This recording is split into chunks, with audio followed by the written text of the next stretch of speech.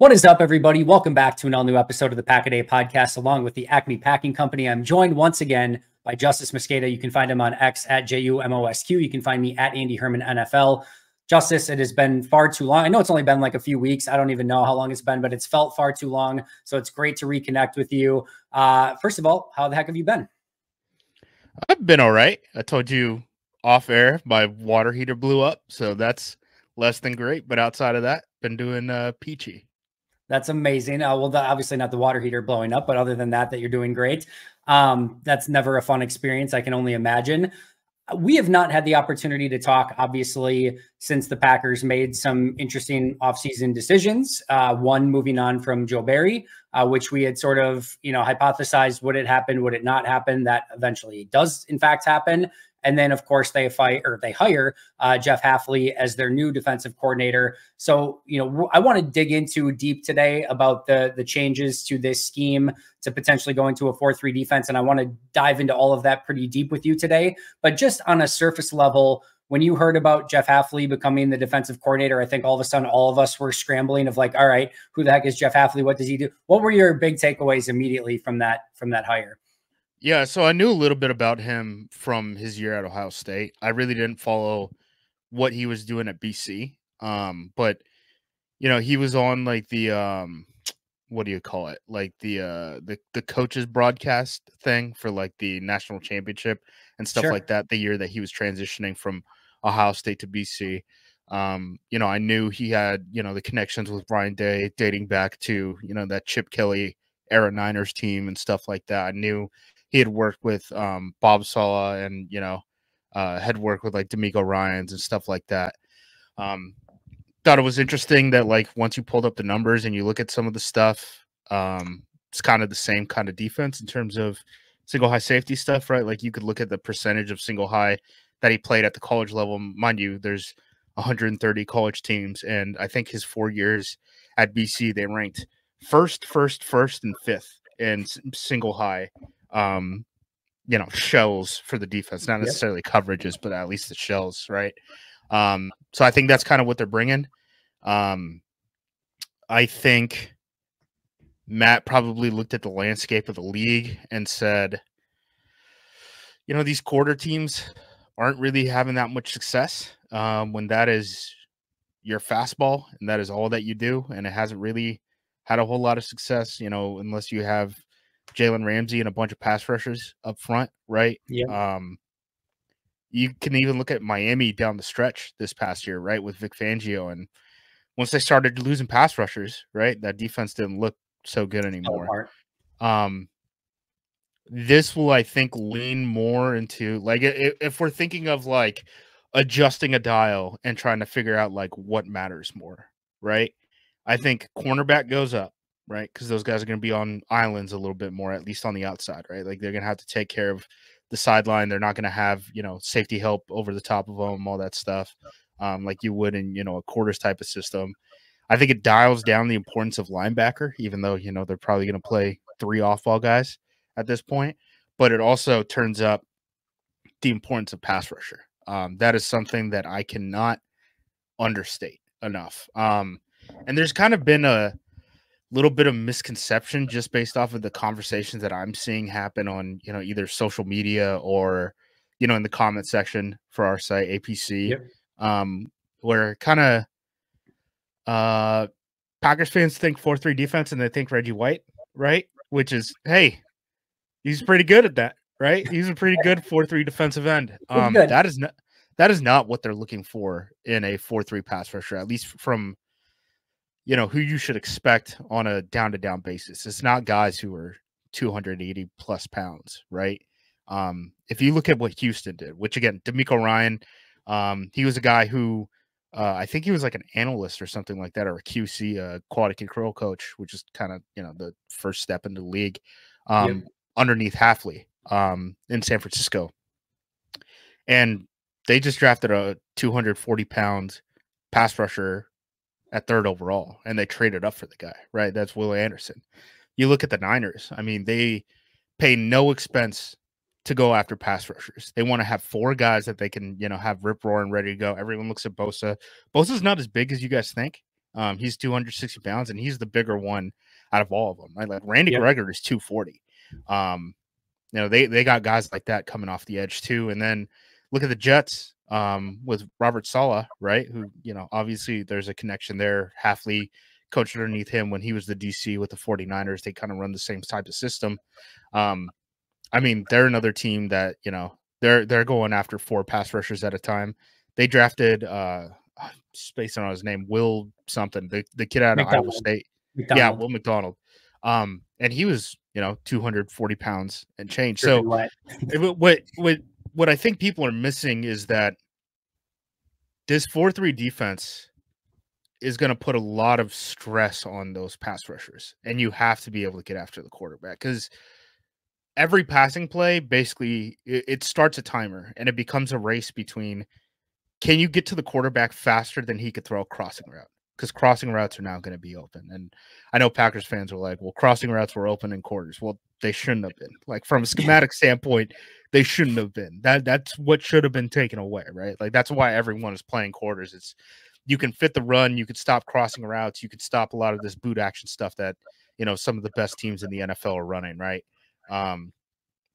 Did it work from down to down detail standpoint? No, but in theory, that's what you're trying to do, right? And now this quarters type of defense, it's not really a situation where you can kind of let just be okay at pass rusher. You have to be really, really good there. And if that means, hey, you're taking 240 pounders at the edge, that's what it ends up meaning. And, you supplement it in certain ways, right? Like the box count, sure, it's going to be lighter on the like actual line of scrimmage, right? Like guys with their hands in the dirt and stuff like that. But you're going to have 3 off-ball linebackers that are going to be able to play. You're going to be able to play more base defense because, those guys are lighter on their feet than just playing, nickel every single down. And then you're going to have that drop-down safety who's going to be able to help. Who that safety is, I don't know, because if you're looking at this roster right now, they are not ready to play a football game. No. But that's kind of the way that they're going to supplement it, and that's kind of how the scheme comes together, if that makes any sense. You've never had any faith in Benny Sapp the third. That's been your classic downfall, is you just never have any faith. He's ready to go right now. No, they obviously need some major overhauling at a couple different positions, and they're going to have to sort of meld this new philosophy with their roster building this offseason. I want to jump into all of that. Before we jump into so many of those things that you just discussed that I want to dig into even further, I just want to ask you, I guess, when you dug into Halfley further, are you overwhelmed? Are you whelmed? Are you underwhelmed? Like, how are you feeling overall about the decision to go in this direction? I think this is probably the right role for him, if that makes sense. By all accounts, he's a really good coach in terms of defensive backs. Even when he took the Boston College job, right, the first thing that he said was like, we want to make it a professional developmental program, right? They kind of wanted to be like kind of Iowa, if you want to put it in like Midwest terms, right? Where it's like, hey, look, man, we're not going to win a national championship here, right? But what we can do is, if we build this thing right, we're going to have a lot of kids who are going to go pro out of here. And, maybe we can win 10 games. And that didn't end up happening for a multitude of reasons. If you do kind of go through the timeline of Halfley, and I know he talked about this on a podcast, but, he gets there, it's COVID era, right? And then NIL comes, and Boston College is not a place that – Boston's a weird place if you've ever been there in terms of like – or just the Northeast in general in terms of college football, right? There's lots of schools up there, so like – not all of Boston is rallying around BC because so few of the graduates from that area actually went to BC, right? It's not like these big state schools where you get a lot of t-shirt fans and stuff like that, and stuff like that. Plus, it's a private institution, which means there's certain academic standards there too that is going to be hard to get kids to transfer in with the transfer portal and all that stuff. So it felt like waves and waves and waves of just like, this job wasn't the job that he ended up signing up for back in 2019. And the other issue too is I think Boston College either had 3 or 4 different athletic directors.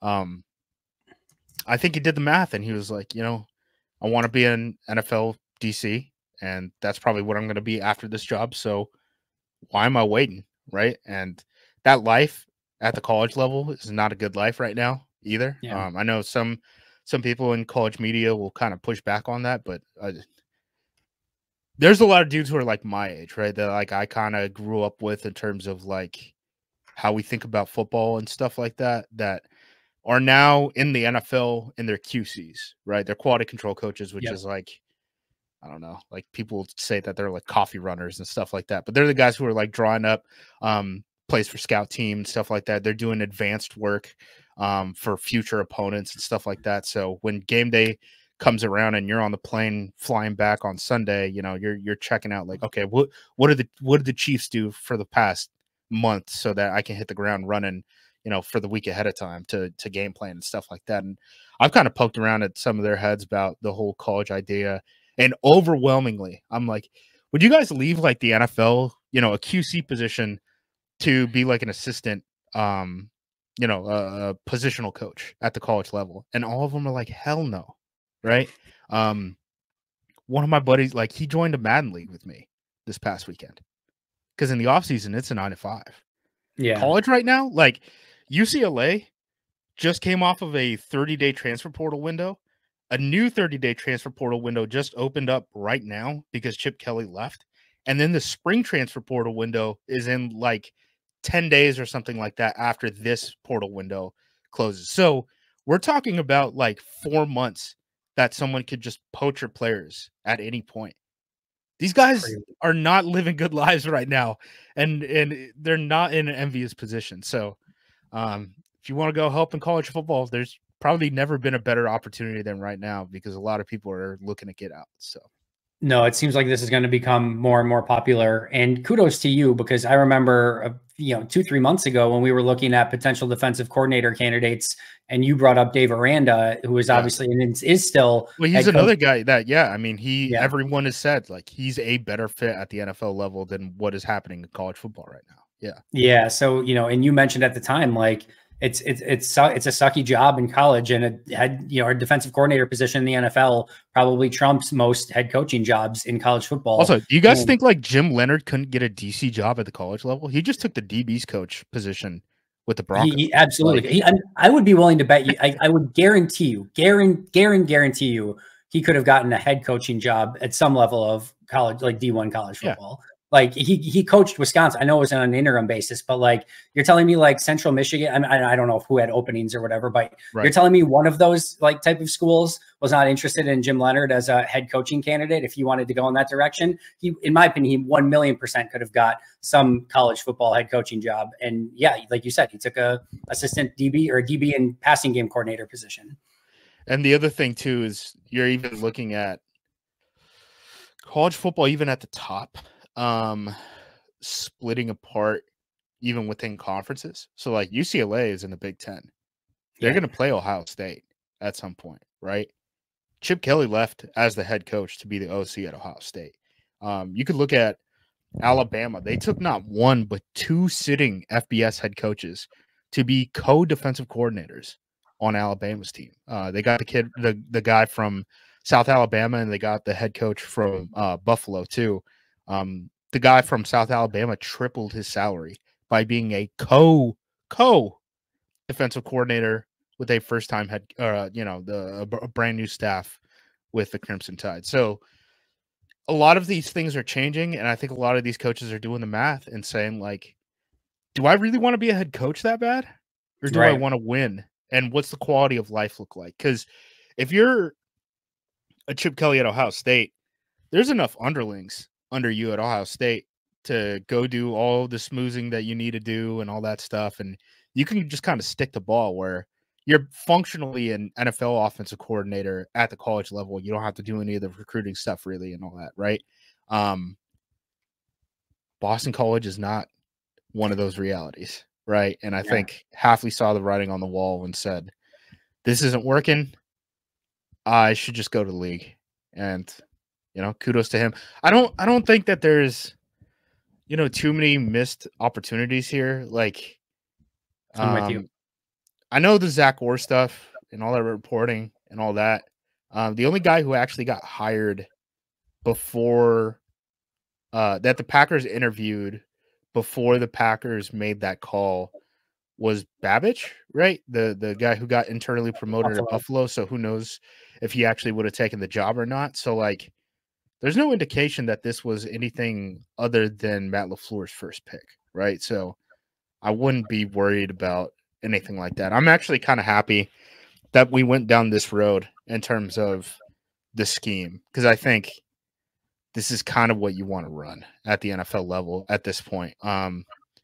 Maybe you give up some more explosives, but on a down-to-down basis, I think you're going to be a little bit more consistent, especially, if Jair's hanging out outside.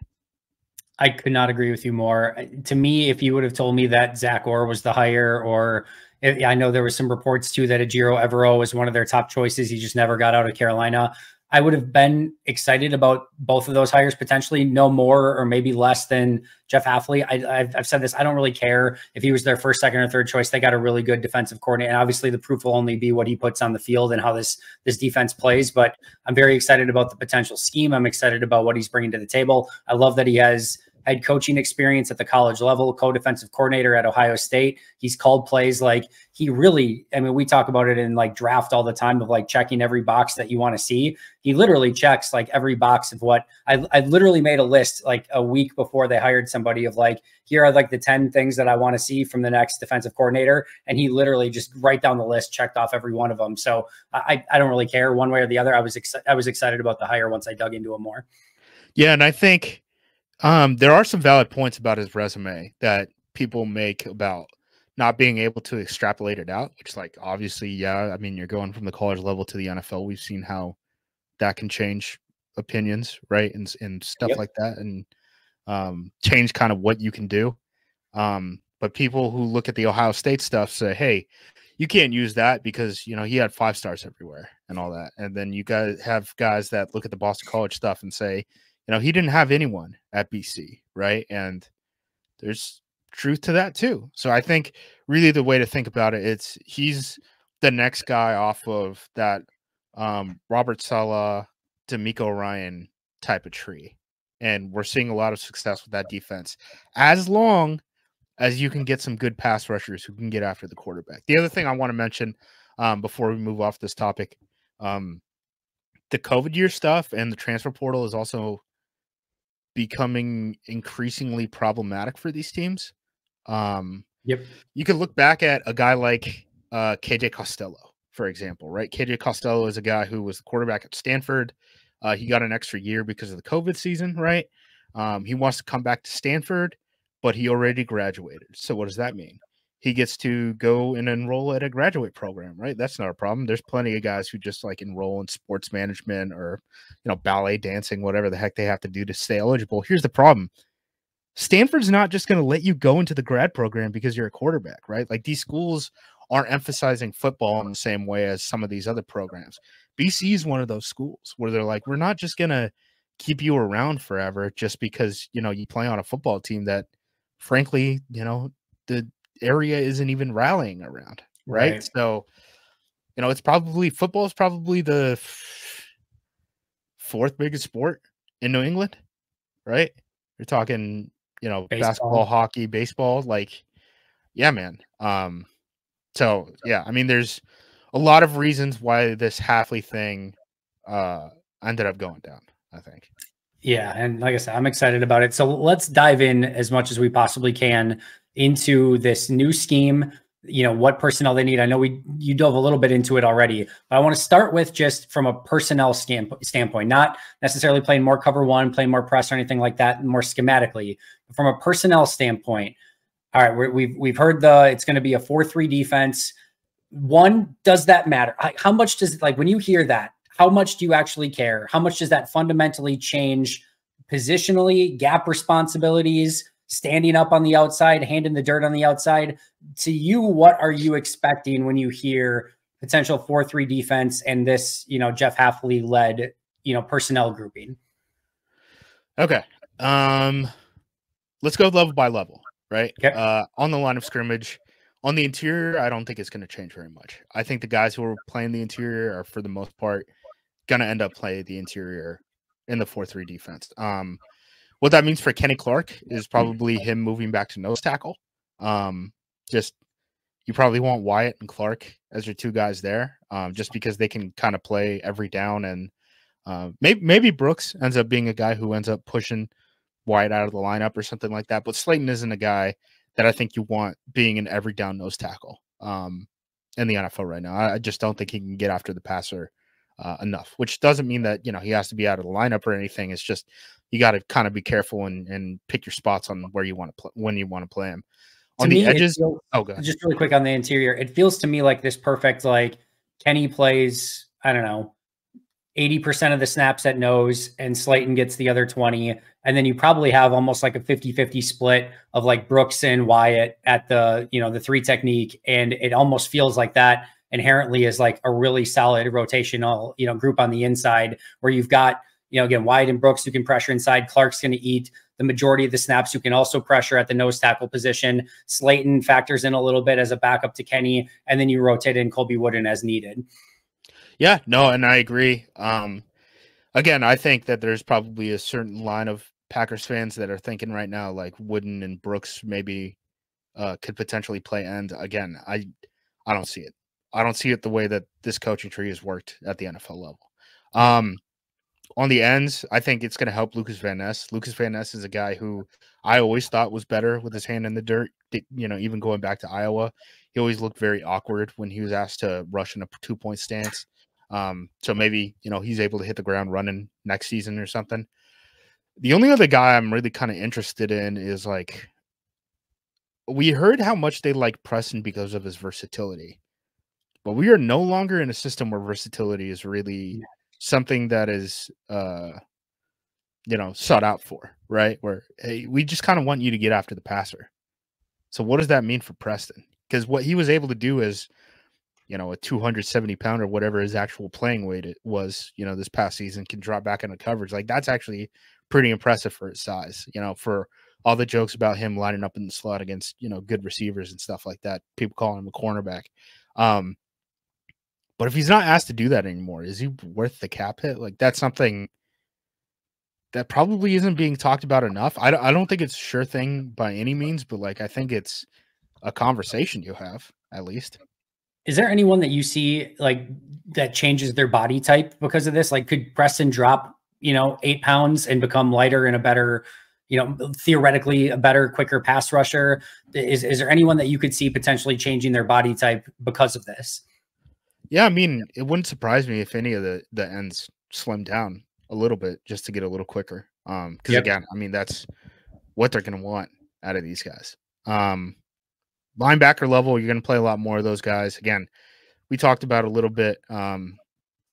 If you're using 4 guys on the line, 3 linebackers, and a drop down safety, you could stay in base personnel a little bit more than what the Packers did, against 11 or whatever it may be. Most teams are playing 11, especially in the NFC North right now. So, those guys are going to play a little bit more. I think Quay is probably going to play Mike. I'm assuming Devondre's gone just because of the cap hit and his recent play.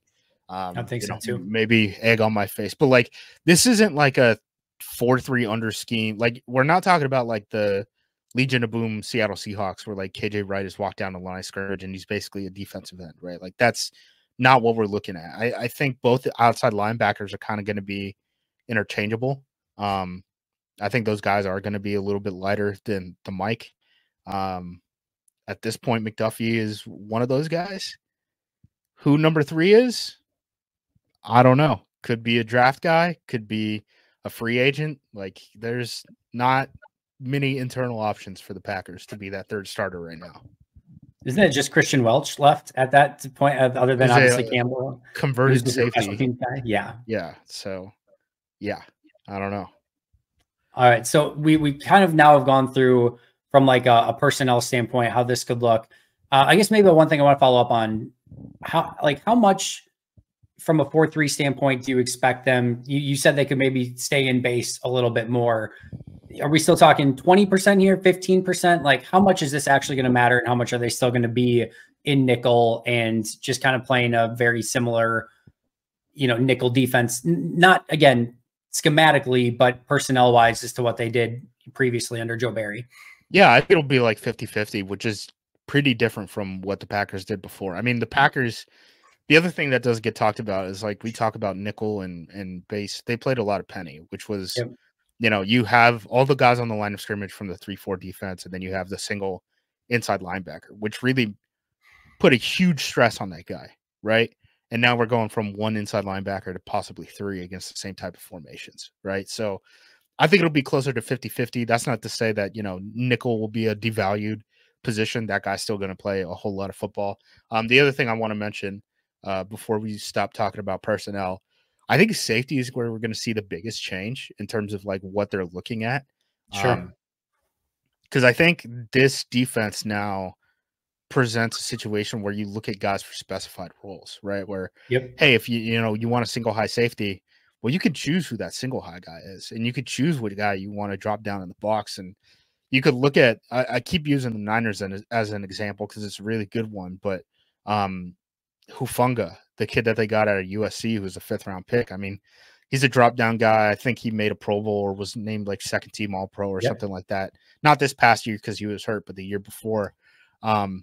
And he was a guy that they found in like the 5th round. And it was just because, hey, he ran a 4.6, so he doesn't fit everyone, and everyone's running all this quarter stuff, and he doesn't really fit that scheme. But if we're not asking him to cover deep, really, we could play him in the box, and he can really help us and just kind of cover short zones and, come down and stop the run. And I think that provides the Packers an opportunity where, hey, a lot of people in the league are either running the quarters defense, right? That, the Fangio tree stuff, or they're running the blitz bluff stuff where, you have to play a whole lot of man, right? Like the anyone off of that Rex Ryan tree, right? Like Baltimore, all the stuff that those guys are running, where it's like, hey, those guys at some point are going to be in, man coverage, and they're not going to have a whole lot of help over top of them. So, their safety's got to be able to move. Well, maybe the Packers are in a situation where they're one of 8-ish teams that are like in the running for one of these safeties, and hey, maybe they can find value and pluck one up. I know all of us on draft day last year,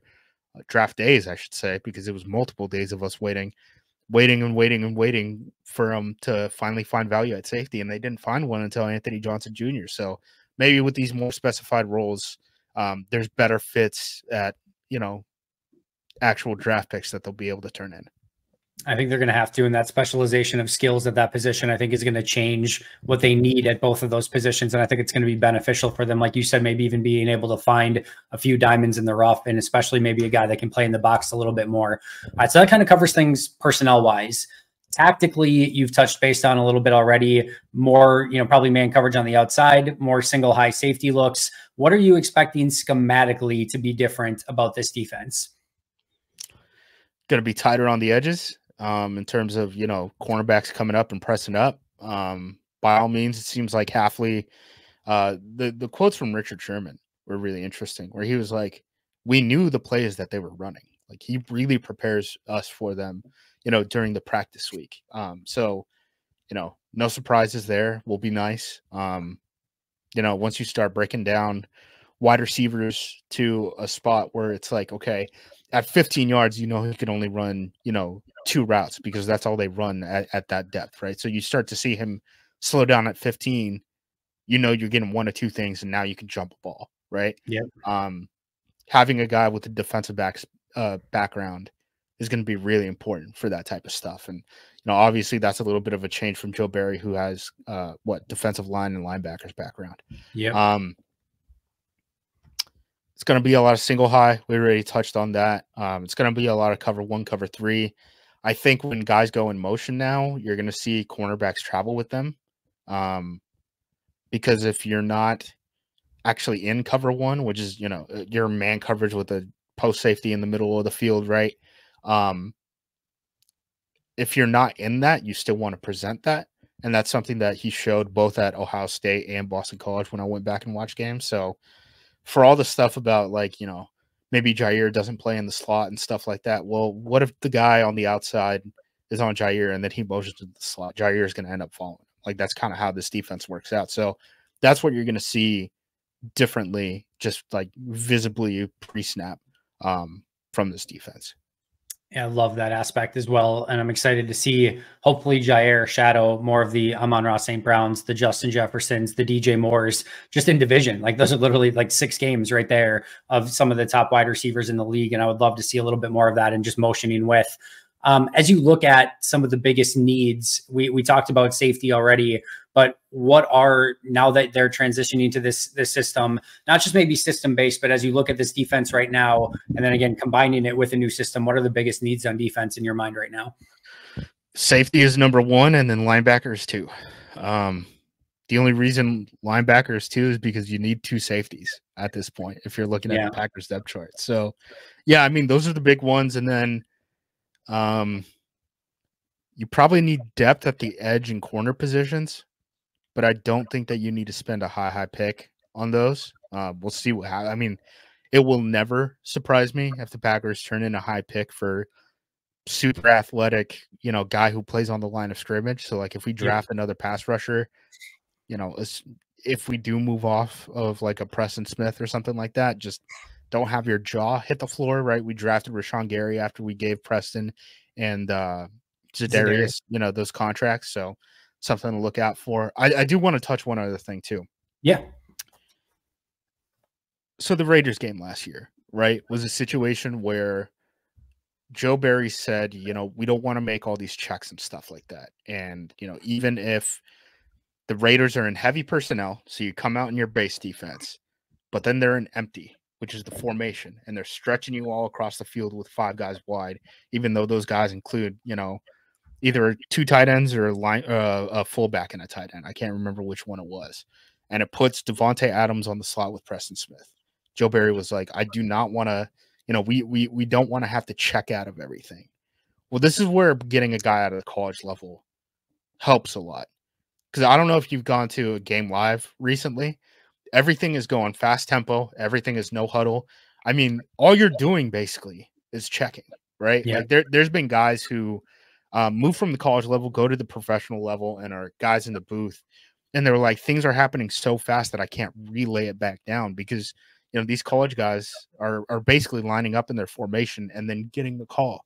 So what kind of you have to defend from like an angles and numbers standpoint, right? So I would assume Halfley, especially with the defensive backs background, you're not moving the front a whole lot, especially at the college level when you're making those calls and things. Like a lot of these defenses now have like a divorced front call and a divorced coverage call at this point. I think that's somewhere where Halfley will be able to help the team a lot, where it's, hey, they're showing something funky, like it's, hey, check, and everyone's, tapping their helmet or whatever it is to get into the right call. It feels like a beyond necessary change and something that at the professional level you have to have better answers for, so that you don't end up with Preston Smith on Devontae Adams on far too many occasions. I still don't know if Barry was lying or not, because they do have empty checks. So I don't know why they didn't use one in that situation. Like high school kids have empty checks. Like you just have to. It's something that you're going to have to cover.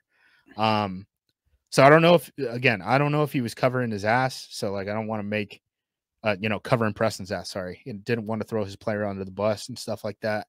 So I don't want to make too big of a deal out of it. But like if that was a problem, that should be something that like Halfley had to play against Clemson and Florida State and all these other programs, and he had to do it with lesser players, right? So it shouldn't be an issue for him to get his defense, changing up the look on the snap of, a finger. I'm trying to look back that who played inside linebacker. So Quay played a ton in that game. McDuffie, Wilson. There's no Campbell in that game. So like, I don't know, maybe Campbell was responsible for making those checks and they didn't feel comfortable with Quay, or I don't know. That was something that came up too. Yeah, because on that play specifically, the Devontae one, I think it's Eric Wilson is rushing the passer, so it's Quay just in the middle of the field, and then they're in empty and they're too high. So you do the math and you're like, oh, we're a hat on a hat, and now Devontae Adams has a 2-way go on Preston Smith. That stinks. And they called looky, which is an option route. So not only do you have a 2-way go, they're calling the play for the 2-way go look. So yeah, got to get out of that one. That situation? So hopefully that's the one that hey, Halfley's repping that one in practice and is like, hey, what do we do in this situation? We get the hell out of the call, right? Okay, good. I'm hoping Halfley's going through the defensive tape right now and is getting to some of this stuff and is just shaking his head and being like, what the heck? Like, how are we not checking out of this stuff? And already putting up things in his mind of what they can do in those specific situations. We talked about this a little bit already. I know we've kind of hit some of these things in snippets, but I still want to ask you directly, which players do you think benefit most from this change? And which players are you maybe a little bit concerned about making the change to this defense? Yeah, the big one again, LVN. I think it probably helps Jair too, just because it, I don't think it makes him a better player, but I think it like better showcases his ability, if that makes any sense. Um, the linebackers, I think it helps just by the nature of the defense. That's one where, hey, you went from certain looks where you have one off-ball linebacker to now you're going to have three, and it's against the same formations and same personnel, right? That's going to help a whole lot, especially for a young linebacker like Quay, so his head isn't spinning. Because I know everyone wants to be hard on Quay, but like the way they played defense made it so hard for those linebackers that if they were a second late, right? The DJ Moore crosser that went for like 40 yards, the shallow crosser, right? The little drag that went for 40 yards against the Bears in that second game. That's just Quay being a second late, right? Like now that they don't have to have all of that on their plate, it'll help them a lot. As far as who it hurts, I don't really think it hurts that many people. I mean, Preston is the one that I would like to know what the conversations are. Just because again, right, we've talked about how, you can look at Houston, you can look at San Francisco, you can look at the Jets. You don't have to take my word for it. Look at their actions. They've all spent very high draft picks, a lot of money on making sure like our pass rushers are good. And I don't know if Preston is like a pure pass rusher. And what do you do at that point? And Preston is a guy that by all means seems to be a great locker room guy to have around. So I don't know if they pulled the trigger because of that, especially, knowing how young of a team that they have. But money's money. And at some point people make money decisions. So, whether it's him turning down some cash and taking a little less money to stay around Green Bay, or the team trading him or releasing him, whatever it may be, I think it's a conversation worth at least having. And I don't see the conversation happening a lot. Like the conversations about the cap right now that I'm seeing are like, Bakhtiari one is the obvious one. People talk about the free agents who are leaving. Maybe AJ Dillon will come back. Aaron Jones, what's going to happen with his contract? But I don't really see a lot of conversation happening about, Preston. It feels like, again, the Bakhtiari one's the big one. And then Devondre, as you mentioned, seems like more of the obvious one that they'll go in a different direction. And then to me, it feels like everyone else will stay in some capacity. I do think you bring up a great point, Preston. I do wonder if at all, and it probably doesn't, but I wonder if the Enigbare injury factors into that at all, or if you have a healthy Enigbare, LVN, and Rashawn Gary, and 11 draft picks, you feel like, and Brenton Cox as well. Like you're like, oh, okay, we can probably go into this season knowing that we're probably going to attack the draft with some edge rusher, maybe a Carl. They also have like 10 guys on the practice squad that they signed, outside linebacker, or well, now will be defensive end. So it seemed like their plan coming into the offseason was it like, I don't know, Royal Rumble? Like, like 10 guys go in, one guy leaves. You're our fourth pass rusher. Congrats. Just Joker breaking the stick or the pool cue and saying, here you go. Who wants it most? That's a lot of sticks, though. That's a lot of sticks. Like the whole rack. Yeah. There's gonna be some added expenses in the offseason for pool cues, but hopefully they get the answer right in the end. You talked again a little bit about this as well, but I want to ask you this directly as well. Playing this style of defense, we know that there's no perfect defense in any capacity. There's going to be strengths to every defense. There's going to be weaknesses to every defense. What do you see as the biggest strengths of playing this style of defense? And what are the big things that you're going to have to be like, all right, this is going to be something to worry about a little bit? Yeah. So we're going from a defense that invited the run to a defense that invites the pass, but also plays tight on the outside, right? So what that means is, hey, we're going to be able to stop the run better because we're going to have a lot of 8-man boxes period, right? Like, Yeah. if you're going to have that drop down safety, there's going to be a post safety. That's what Halfley's done his whole career. That's everything in his resume says that he's going to do that, right? So they should be able to stop the run better. They should have a safety who's not in the run fit at all. Their cornerbacks will probably not be in the run fit unless the wide receivers are real tight to the line of scrimmage, right? So those guys are going to need to really fit in the run game. Where it could hurt again is crossers. That's a big one. And those are chunk plays. And it's kind of, feast or famine there if you're going to be able to hit it. And, a lot of that, again, is going to come down to the pass rush. So I know it seems like I'm talking in circles, but like that's kind of how this thing is built, right? It's, hey, we're taking away the easy passes. We're going to try to take away the run game. And if you want to try to complete a crosser over the middle, which is where we're, down a guy compared to the defense that we last played in, right? You got to get there before our pass rushers get to your quarterback, right? So that's really what this thing is going to come down to. When you say crosser, are we talking shallow, intermediate, deep crosser? Like, what type of crosser are you? Behind the linebackers, under the safeties. Yeah. Got it. So more the intermediate ones. Yep. Is this also something then that the single high safety is going to have a little bit more, not necessarily responsibility, but you're going to need them to take the right angle, make the right tackle, and make sure that if they do hit one of those crossers, it's 15 yards rather than 55 or more? Yeah, I mean, it's a real deal safety now, right? Yeah. Where you're the safety. If someone gets past you, it's done. There's no other help. There's not a second guy taking a pursuit angle helping you. Like, the corner's on the opposite side of the field. The crosser just ran away from him. So yeah, it's you versus him to the end zone. So again, it's a little bit more feast and famine. They're gonna look for a rangier guy in the middle of the field, right? But yeah, I mean, the difference again, I think the biggest thing is, you're inviting the pass instead of inviting the run, and the pass that you're inviting is the one over the middle, right? And they got to get there before you get to the quarterback. I like the challenge. I'm excited for it. So let me end with this from a defensive schematic standpoint and change in this overall change standpoint. How optimistic are you that this defense will be better in 2020? And I know it's an impossible question just based on personnel. We don't know what the defense is going to look like right now, but how optimistic missing 3 starters. Yes, right now. How optimistic as we sit here right now with no safeties and only 3 basically corners on the roster. How confident are you this defense is going to be better?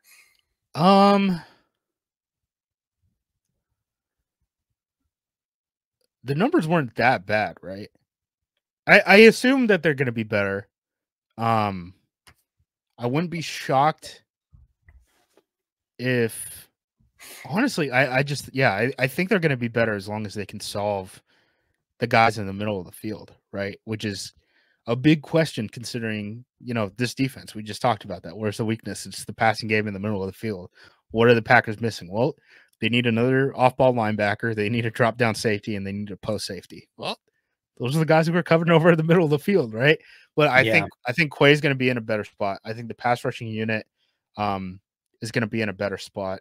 The run game, I think, is going to solve itself just by alignment, right? Corners are going to be put in a position where, their talent is probably better adapted to. Like, I like Carrington Valentine, I think, more than most Packers fans, based off of responses that I've gotten on Twitter talking about how corner probably isn't a need, but that's for another day, I guess. Oh, it's not. We're going to talk about that next. But yeah, I would bet that they're going to be better, even though it's year 1 of a system. There's going to be some growing pains, but I bet by the second half of the season, they're a pretty good defense as long as they can hit on those 3 spots. So that leads us into our final conversation for the day. You and I usually don't disagree on too many things, Justis Mosqueda, but this is one where I think we disagree a little bit, and that is the potential need for corner on the roster. So I know it seems like, I don't want to put words in your mouth, but it seems like you are less on you don't think that the Packers have a major need at corner. I am very much of the opposite mind. So just to kind of bring everyone up to speed on where the Packers are at from a corner standpoint. Keyshawn Nixon, Corey Ballantyne, both unrestricted free agents. Robert Rochelle is restricted, but they're certainly not going to put a tender on him. So he is. That will cost $2 million. They will not be doing that. Not do that. That's going to be an unrestricted free agent by all intents and purposes. You have Jair Alexander. You've got Carrington Valentine. You've got Eric Stokes, Anthony Johnson, not Anthony Johnson Jr., Anthony Johnson, the corner, and everyone's favorite Zion Gilbert as well. Those are your 5 corners currently on the roster. We can make the argument one way or the other as to whether or not they actually have a true slot corner on the roster. I would argue no. I know, as you mentioned, they're going to move guys around a little bit, but to me, that is a more significant need. And maybe more importantly, everyone complains about Christian Watson. Like, dude, he doesn't play enough. He's played 25 out of 37 games these past two seasons. That's 67.6% of the time. Jair Alexander, over the past 3 seasons, has played 30 out of 54 games, which is 55.6% of the games. Eric Stokes, in the last 3 seasons, has played 29 of 54, 53.7, but only 12 of the last 2 seasons, which is 33.3%, and only 3 of the last 27 games, and only one of those 3 was one where he played just special teams and injured himself immediately on special teams. So he's played 11.1% of the last 27 games for the Packers on defense. So those are your corners that are on the roster right now.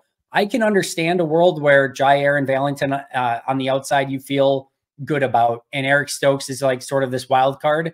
But to me, the injury issues and the lack of play, the fact that Valentine had one solid but unspectacular year as a 7th round rookie, I can't trust Eric Stokes with anything, and you don't have a slot or depth. To me, corner is a significant need. So on the Stokes injury front, I think I'm less worried about his injuries than Watson's because they're non-correlated. They're not the same injury over and over again, right? Which is when you start having the concerns, in my opinion. I mean, right. I'm not a doctor. I'm a bozo. I got a comm degree from a giant public school that wasn't very hard to get into. So you don't have to listen to me about anything. But I would say that's probably why I'm a little bit more optimistic about Stokes than some people. The other thing I will say is, like, Keyshawn got a contract off of just being a kick returner, and he just made all-pro kick returner again. Yeah. Don't we think he's coming back? That's kind of what I think. And then once you're there, we're talking about Keyshawn, Stokes, Alexander, and Valentine fitting 2.5 spots in the starting job, right? Like, that's 4 miles for 2.5 spots. Why are people mock drafting corners to us? What the heck is happening? So that's just my perspective. I mean, I get it. I just kind of see it a little differently, I guess. Yeah, to me, I would like Keyshawn more in like a little bit more of a backup role and more focused on special teams, and not have him necessarily fit in as a major component in the slot. I would also like them to almost treat Eric Stokes as like hey, we're not going to trust anything, but if we get anything awesome in more of like a lottery ticket than like hey, we feel like he's going to have a major role in this team. Again, I'm fine with Alexander and Valentine more on the outside, and I agree with you. I think Valentine's going to be a good player, so I don't have any major issue with those as your 2 starters. I guess depth, competition, and just a little bit more of something in case things go wrong with an Alexander again, with a Stokes again, to give you a little bit more of that, feel like you can still play some, single high man-to-man press corner on the outside if either of those guys go down, especially a Jair, who again has missed a pretty significant amount of time over the last 54 games. I almost wonder if that's something that you do in the trade market, though, right? Could be. Where it's like, if there's an injury, like, okay, now we actually have to make a move, right? Like, we know now that we have to make a move. And, if you're playing man, like, it's not that hard to teach a guy, hey, play man coverage. This is what our man coverage call is, right? Like, he'll be ready in a week. So that's something I think is worth thinking about too. They will have to add a corner at some point. My whole point about the need was at the top of the draft, right? That's like spending a 1st round pick or something like that. Because I mean, even if they do bring Keyshawn back, they're still going to need another corner. Like, they just don't have very many bodies in the secondary at all. And I wouldn't be surprised if they drafted a guy like in the mid rounds and then didn't even play him this year, because I think this is another point is the transition to the defense, right? The way that it worked out, you could be light on the guys at the box because you're only, you're keeping 2 inside linebackers. that opened up some of those spaces for those, special teams only safeties, quote unquote safeties that never play defense, but just they're, players for Rich Bisaccia basically, right? Maybe some of those roster spots end up dissolving because you need to use, more of those spots on linebackers and stuff like that. Especially with the Packers situation right now, where they're probably going to want not only linebackers, but competition at the linebacker position where, hey, the guys that you have playing in week 1 might not be the guys that you want starting in week 18. So, maybe you end up drafting a guy who, you think, okay, he's depth, but he's going to contribute to special teams, and we don't have to think about this 5th cornerback roster spot anymore, and we could just lock it in right now, like send the 3rd or 4th round pick in for him or something like that. Like I could totally see the team doing something like that. But in the first round, I was kind of confused because I tweeted that out because I was doing one of the mock draft roundups for APC, and I was like, everyone is giving us corners. And I was like, I can't believe, there's really no linebacker or like safety or running back or something like that for the team to take in the first round. So, I wasn't complaining about that, but I was just like, corner, really? That's interesting. Why the heck does anyone think corner is a need for this team? It's an interesting draft based on positional needs for Green Bay as to what they could select, because it's bad at the top of the draft for the things that they need outside of offensive line, which is phenomenal. Yeah. Yeah. And even offensive line, I know some people are like, well, if you're going to draft one, early, you usually want to tackle. And at tackle, you feel probably fairly decent about Rasheed Walker and Zach Tom as your starting tackles if you want them. I believe they're just going to make them compete. Every single guy is going to snap at some point during the summer. Like, I'm not worried about position that much. I said the exact same thing. Yeah. No, that's why I think, like, if their line of thinking is similar to mine, where, hey, I would argue 3 of their biggest needs, at least, if not their top 3 needs: safety, inside line or off ball linebacker. Sorry, I'm still transitioning to 4-3 talk. And then running back. There's not a pick there in the first round. No. Do we look at offensive line, or if we don't like offensive line, where do we go? And that's where I'm like, wild card, pass rusher, right? It would not shock me at all. Would not shock me at all. Also wouldn't shock me, corner. That's true. That's true. I hope I don't have to eat crow on draft day, but I will actually almost go as far as to say, if it's not, this is like a broad range of like things, but like if it's not offensive line, corner, or pass rusher, I'd be pretty shocked if it's not one of those 3. Yeah, because it's not going to be receiver, and at the top of the draft, it's all receiver, offensive line, corner. Those are the best positions in the draft right now. Yeah, it's gonna be interesting. I was going to ask you one more thing and I totally forgot, but that's okay. I think we covered a vast variety of topics, and I can't thank you enough. This is a really great breakdown of what 4-3 defense is, potentially going to look like, what, options there are to change, who's going to benefit, who is not going to benefit. Are there any other things that we did not discuss, whether it be corner, safety, whatever this defense is doing, anything else that we didn't touch on that you want to go over that would be, advantageous for our listeners to know? I don't think so. We did 50 minutes. Pretty good. This is another one of those where I had like 5 more bullets of things that we could, like, if we needed to fill time. And I don't even know why I do those anymore, because you and I can basically take one topic and probably talk about it for an hour. And no, not at all. This was absolutely amazing. Justis, you are incredible. Where can we find all of your awesome work? You can find me on Twitter /X/ whatever the heck we call it anymore, at JUMOSQ. And you can read all my stuff at acmepackingcompany.com. Subscribe to our podcast feed.